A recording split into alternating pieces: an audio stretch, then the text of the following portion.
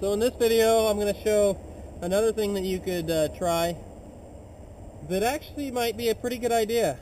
I just thought about this probably, 3 weeks ago, because I remember quite a few times when I've been out hunting in the dead of winter on some of the coldest days. Quite frankly, this is a pair of coveralls, and these are made for the winter.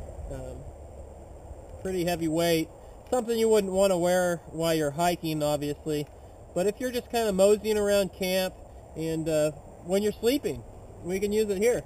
So all I've done is rolled up my entire coveralls up inside the hood of this pair, and it has a Velcro strap for underneath the chin area right here.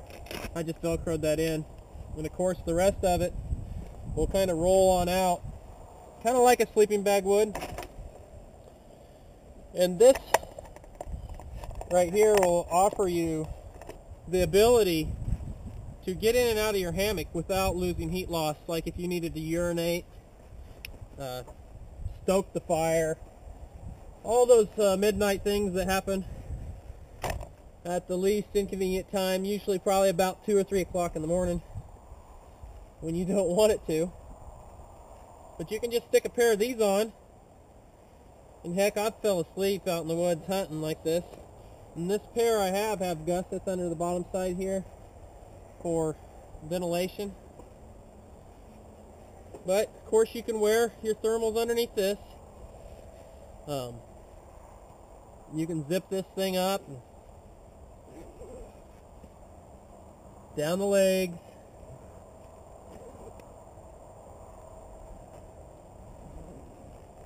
Quite frankly, I'm not going to be able to stay in these very long. It's going to get too warm, at least today. I don't know how warm it is or how cold it is.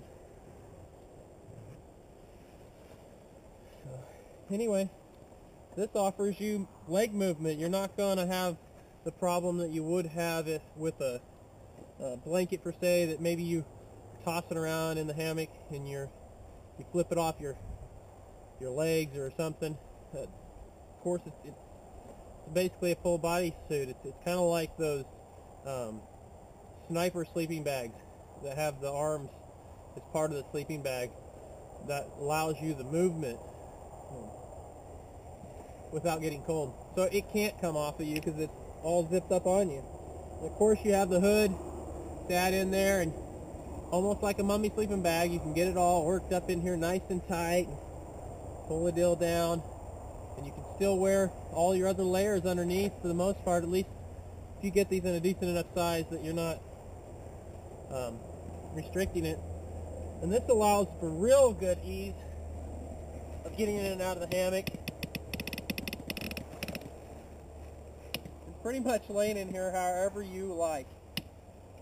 Now, like I said, I haven't ever tried this yet, but when I thought of it, I thought, wow, that's a pretty good idea. I just wanted to share it with you guys today.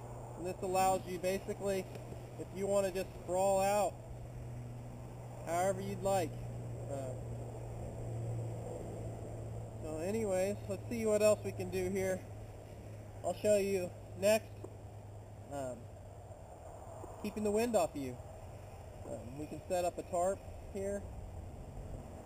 That way if it's raining too, of course. And that video here, just hold tight. I did want to show something that's actually pretty important when hammock camping, especially if it's going to rain. You notice possibly that on the ends of my hammocks here, where it comes up, I do have the rope that comes down, and this tag line just, this tag line hangs down, and it just goes to the ground. And what that also affords me is if it rains, and the rain is going to work as a wick down this line, this allows some of the water, if not all the water, to wick down this, instead of it wicking back into your hammock. Because it will wick back through here and get into your hammock, and of course defeating the purpose of putting a tarp up somewhat. You'll get your feet wet and your head will get wet.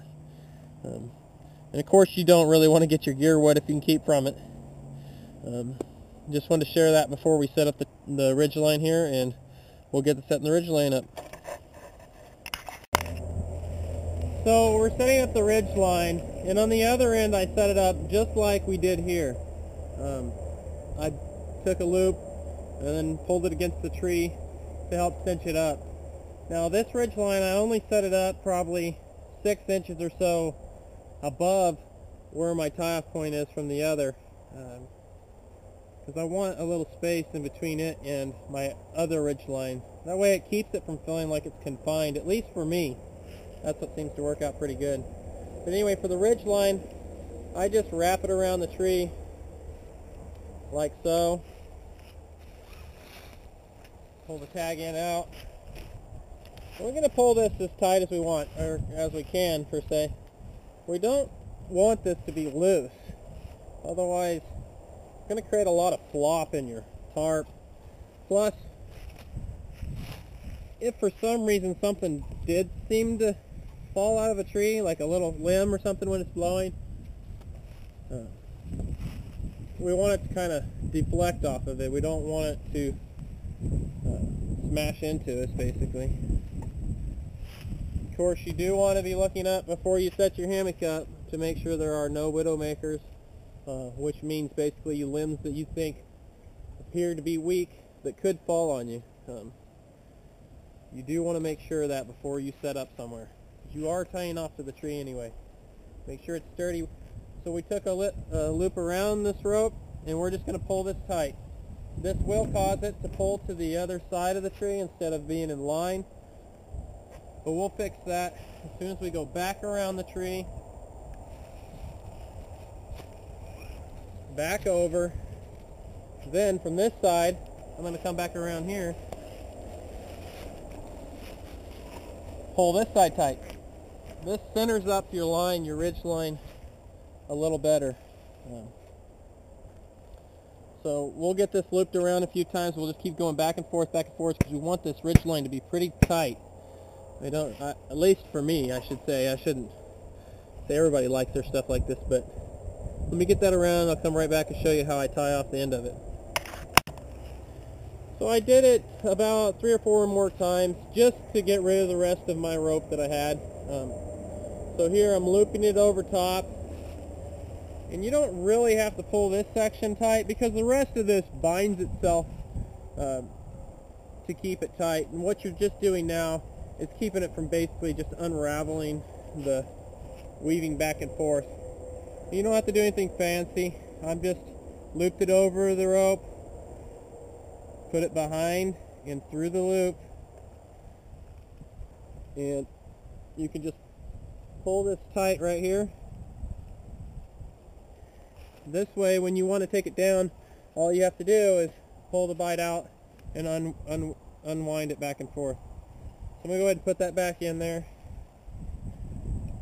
And a lot of times, every time I do this, because this is where the stress of the knot will be, I'll go ahead and go back and put another loop in it. And what I'm doing here is just going over the rope and back through this little hole that I created in the backside. Not really important to make it real tight, just kind of like a safety measure to make sure that we're good.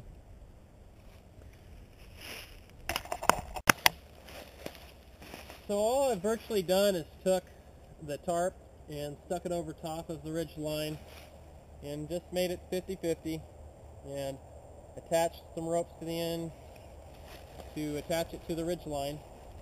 And from here we can do many things with the tarp. One of the things I do want to show you is, of course, I want to pull it down, and I've just got these cheapo Walmart stakes that have the little hook on the end. Kind of works nice for hooking these tie-outs on my particular tarp, which this tarp I got here, I got from the canteen shop. I believe it's, I can't remember the size, honestly, guys. I think it might be 9.5 by 9.5, but I'd have to look that up. So anyway, I didn't go to the end this time, but you can if you just want to make basically a pup tent, or you can do like a porch mode type setup. with this setup I'm going to show you is kind of like an enclosed, to block all the wind basically, like an enclosed tent almost, without being a tent. Kind of a neat little deal, kind of affords you some different possibilities. So anyway, I'm just sticking that in the ground. Remember leaving the other tag end loose. And I'm going to the other side, leaving the one tag end loose and coming back to here. I'm going ahead and sticking it in. Now I can go ahead and stick one in this one also, but it's really not necessary unless it's real windy. Then you might want to do that. So I'm just going to go to the other side and do the same thing, and then I'll show you what it looks like on the ends of the setup. So what I wanted to show you here, the reason why we left these flaps off right here is because we can take, since I got both sides done, virtually have a tent or A-frame here. Get these ropes out of the way. We can take a stake and loop it through these loops on both of them, pulling it backwards towards me and staking it in. Of course, I think I hit a root.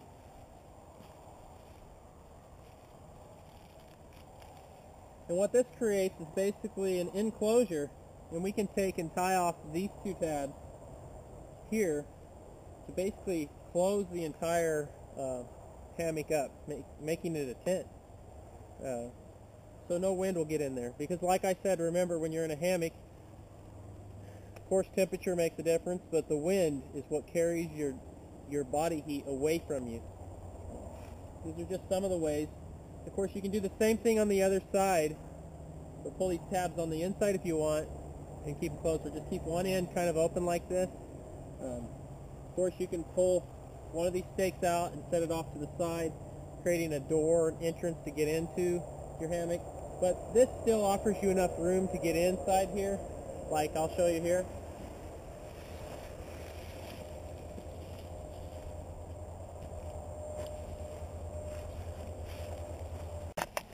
So I wanted to do my best to show you what the inside of it looks like now. So of course we still have our ridge line here, and it does make it just a little bit more difficult or confined. What this also allows is when the sun is up, it also allows for the heat to absorb inside of your tent. I don't know if you've ever experienced that, but it's pretty cool. It helps warm you up in the morning if you haven't got up yet. Kind of cuts the chill out of you, makes you want to just stay a little longer inside your hammock. But it doesn't really change getting inside the hammock. It's all the same. Of course, that's why I left their headroom here with the extra few inches. You'll end up with more headroom because you sink down in it than you did before. Taking your shoes off inside your hammock's a good idea. That way you don't rip a hole in your hammock. I think I moved you guys around a little bit. But anyway, it makes it a nice little, almost tinted area. It's pretty cool. Like I said, you can close off the end you're at right now. I've got this other end virtually closed off, and you can tie these tabs together back here, like I was saying. And this blocks out all the wind. Really helps out quite a bit as far as heating. That way you really don't need a fire, because sometimes making a fire in areas like parks and whatnot, or national parks, in places you shouldn't be, is not a good idea. So this is just one of those extra ways of doing it, and I'll show you the next way I like to do it if I'm going to have a fire, which makes it kind of nice. We'll switch to that real fast. Hang on just a moment.